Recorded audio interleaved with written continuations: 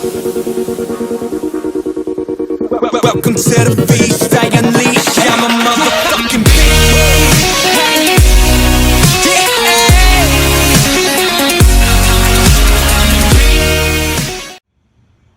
What's up YouTube? So it's Monday and it's leg day and I'm gonna be doing a full day of eating for you guys because I want to, and I think it'll give you guys some good ideas for tracking your macros and making certain things fit. So right now I'm cooking my oatmeal on the stove. I think I'm like the last person on the planet who uses stovetop oats, but I'm doing that. No coffee this morning because I'm headed straight to the gym after this. Just gonna take pre-workout and then have my coffee later.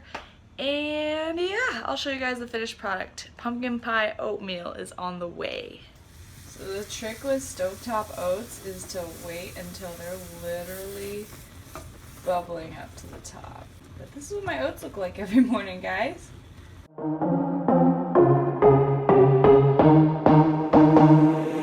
In the back of the class, man, cause I'm a talker. I said meet me in the hallway, I'll be standing by my locker. And I know those F's, man, I won't pass, cause my teacher and everyone else saw me fall asleep in class. And I ain't got that used to me, I'm telling you, yeah, hardly we invited everybody. Let's go up that keg party, but I said this, well, I guess I failed to mention I'll be there after school. You can come kick it with me in detention. And she says, I wish that I could be like the cool kids, cause all the cool kids, they seem to fit in. I wish that I could be like... Alright, so meal one, vitamins, strawberries, the oatmeal. I always top it with pancake syrup and butter spray, lots of water. About to start some work. Meal one. Alright guys, so I'm out of the shower. I just got home from my leg workout. It is 1:10. I didn't just get home, I went to the store actually. So I wasn't there for like 3 hours. I was there for 2. But I'm about to make lunch. I got all my stuff out, all ready to go, and I'm gonna show you guys how I make it and what the end result is. Okay, so to start, one really quick tip on cooking broccoli. I'm really lazy about it. I don't like to do it all at once when I'm meal prepping, so this is how I do it. I spray the pan. Okay, so with some Pam. So I've got raw broccoli here, chopped up, and it's on the food scale. I break up the broccoli into little bits and pieces so I get more volume. Here.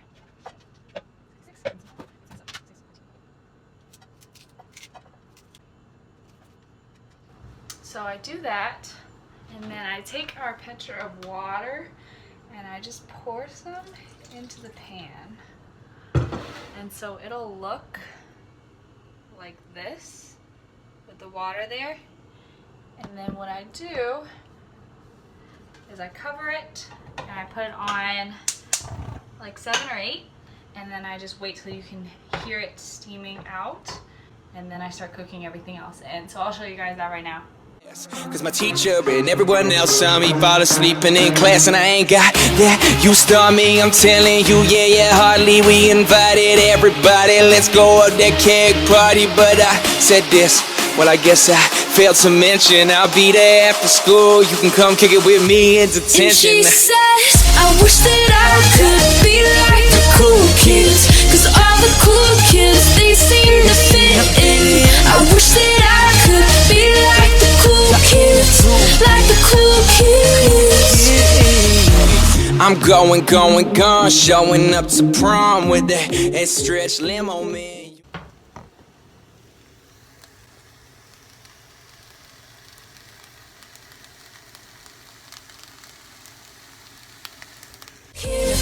Like the cool kids.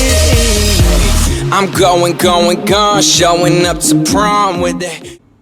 Alright, so added cheese, sriracha, salsa ranch, and this is what it looks like before I mix it. Alright, this is what it looks like mixed up.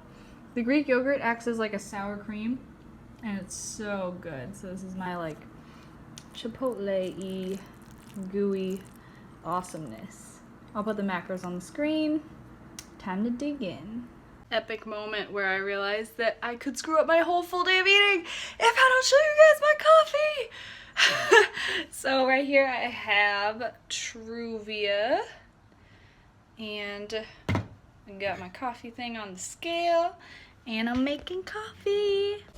I'm going, showing up to prom with that stretch limo, man. You know I'm the bomb. If they talking Amanda Bynes, like, yeah, that's all that. I be rolling them halls, call that shit a hall pass. Those freshmen, seniors, they problems, they got they dreamers showing love. Man, my high school is looking like Breakfast Club. If you want that.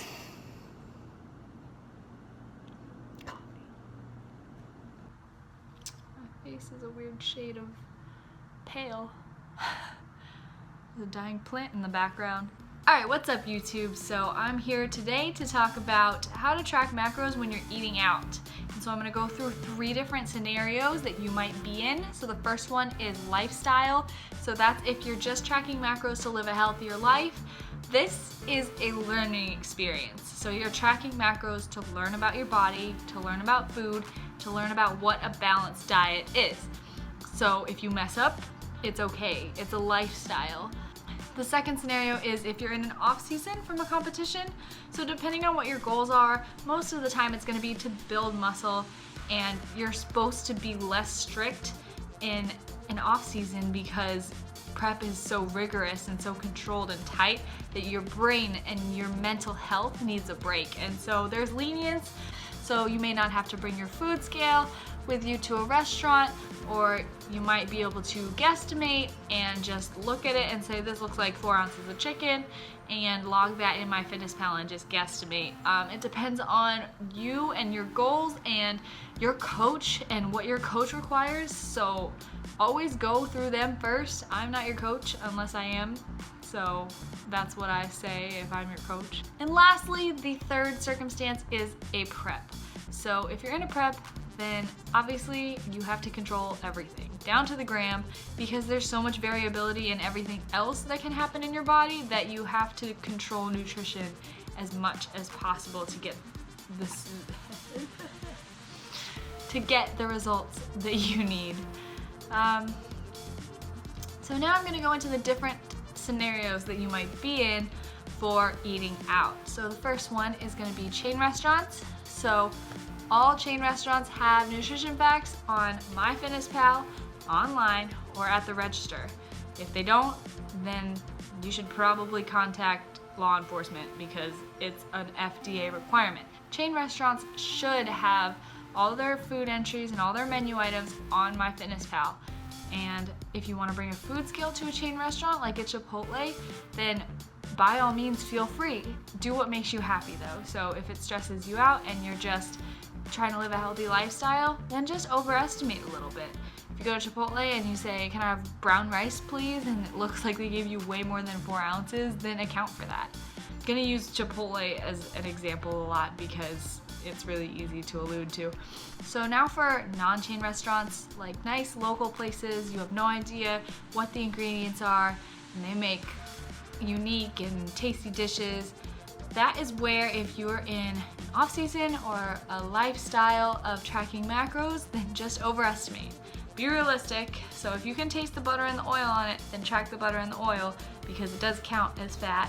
You will get better with practice because you're going to be using a scale most of the time, a food scale that is, so you'll know what 4 ounces of chicken looks like, or you'll know what 100 grams of broccoli looks like after a while, and you'll most likely be pretty close to your guesses. So just overestimate a little to account for that, cover your bases. Now for friends' houses. So if you go to a friend or a relative or something like that and they're cooking for you and you have no idea what they're cooking, first of all, you can ask them what the ingredients are. I'm sure they won't mind. And second of all, if you can bring your food scale and you're close enough with the people that they'll let you do that, and if you're comfortable with that, then that would be a good idea. So if you're in prep or in an off season, that might be something you have to do. But lastly, bringing your food. So the circumstance where you will most likely have to bring your food with you is if you're in prep and you have to control your macros, or you're on really low macros and you can't fit in what someone is cooking for you or what your family is going to a restaurant for. So on prep, make sure the people around you know what's going on and why. But if you're in an off season, it depends on your coach, or you can bring food just in case you can't find anything on a menu that'll fit your macros. Just depends on the place and your situation and your goals. And then for lifestyle, just make it work. If you go to your friend's house and you mess up on your macros and you go over a little bit when they give you dessert, so what? Like, it's a lifestyle. You're gonna mess up. It's okay. You're not competing, so it's okay to make mistakes. Just to close out this little section of the video, I just wanted to go over a couple things about why I'm telling you guys to track macros while you're eating out. The first thing is that if it fits your macros, it incorporates life. And I've said that before. But don't cut yourself off from social situations or family situations just because it's easier to stay at home and cook yourself food. It's easier, but it's not worth sacrificing your social life and time with the ones that you love in order to stick to your diet. You should be able to do both. And that's why if it fits your macros is so great. Second thing that I wanted to say is that tracking macros when you're eating out teaches you that food shouldn't be rare. So if an Oreo feels so rare to you that every time you take a bite of one, you have to devour the entire package, then you're not doing something right with if it fits your macros. If you want one Oreo, you can have one Oreo. If you want to go out to Chipotle one day, you can do that. Food shouldn't be rare. If it fits your macros teaches you about moderation. Food will always be there for you. You can always save some for later. You can always have a different food on a different day if it doesn't fit a certain day. There's no reason to go into, oh, I went 5 grams over my carbs, I might as well screw it and just binge. Like, this is what if it fits your macros is trying to prevent. One last thing before I close out this section of the video. For lifestyle clients or for lifestyle macro trackers, I highly recommend that if macro tracking stresses you out, then take one day off of tracking a week. I learned this from Aubrey. Her YouTube is Aubrey Nutter. She is a huge inspiration of mine, and I remember one time I was like watching her YouTube or saw on Instagram that she said she took Saturdays off from tracking, and it kind of stuck with me. So I started doing that before I started working with my coach, and it just gave me so much mental peace with tracking, because you can have one day a week where you can eat normally and food won't be rare, so you don't feel like the need to binge, but you still get to enjoy foods that you wouldn't on your normal macros. So that's something to consider. Just taking like one day off a week or taking weekends off of tracking and being very rigid during the week if tracking macros is a big stress factor for you. Alright guys, so I'm actually editing the video that you're watching right now. I'm just like editing the first half. And it is 3:46 p.m. and I'm hungry because I trained legs today, and my leg day hunger always kills me, so I'm gonna have my next snack, I don't know, Fit Crunch bar. I'm gonna have the peanut butter one, and these things are so good. They literally taste like candy, and it makes sense that they do because they are 16 fat, 27 carb, and 30 protein. So there's a lot of calories. There's 380 calories in this, lots of macros.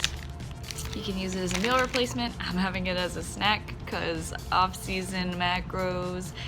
And I'm gonna eat that and keep editing. And then my baby's coming home, and then I'm gonna go to work, and I'm gonna show you guys all my other meals, and yeah, okay. Like literally, look at that. I'm gonna take a bite and show you guys.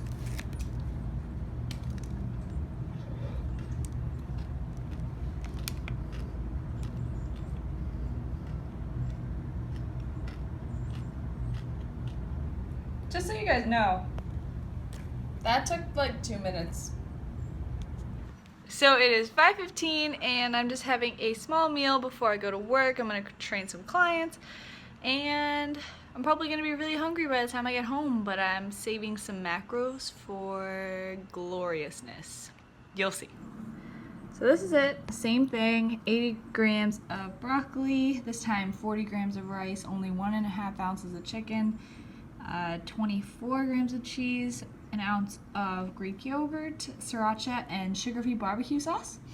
And I'll put the macros on the screen. And this is just a small meal before dessert. 87 carbs, 16 fat, 17 protein. This is going on Snapchat, YouTube, everything. It's Arctic Zero, 2 Oreos, the cinnamon bun ones, Halo Top, Sugar Cookie Toast Crunch. Hell yeah. The saddest moment is when the whole thing is empty. Alright guys, it is about 10 p.m. Just finished. You're annoying. That's going on YouTube. Can I put you on YouTube? I'm so pale.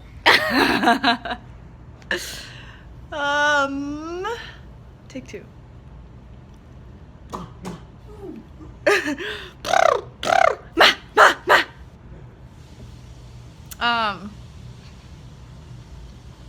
Alright guys, so it's about 10 p.m.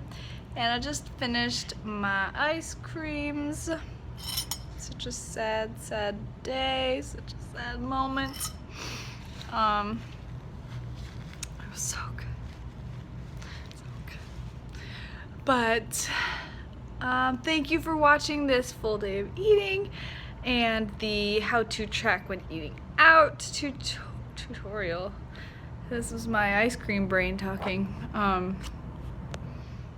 Thank you guys for watching this full day of eating and the how to track your macros when eating out talk, and I hope you guys got something out of it, because that's the main goal, is that you learn something.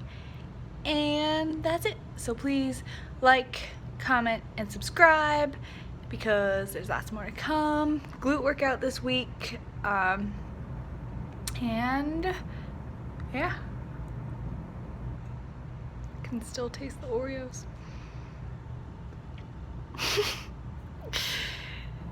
Alright guys, see you guys in the next video. Bye.